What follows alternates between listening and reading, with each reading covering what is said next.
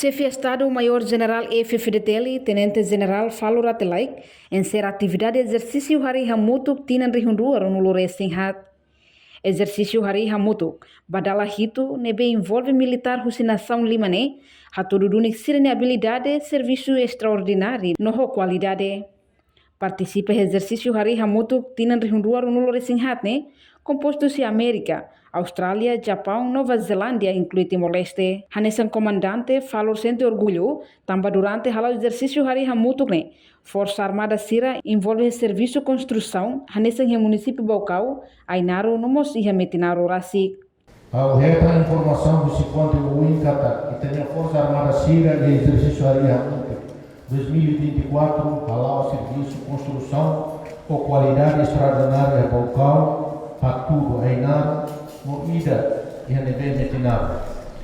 Tipo envolvimento entre Ita e a Força Armada Sira representa contato com conhecimento claro com a nova realidade social e econômica e também a população sirania. Temos compreensão boa com a nova prática moris lorornia, povo timor sirania.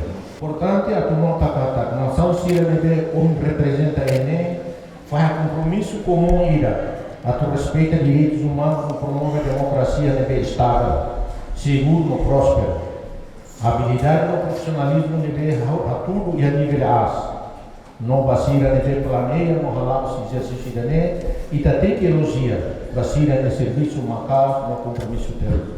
Isso nebe halava e exercício contribui para a percepção com ira. A Força Armada Sira lá tem preparado o apoio, mas bem e a missão secundária ou complementar, atuar a diferença e aí tem a sociedade de amores no lugar para ser confiável e a desenvolvimento nacional.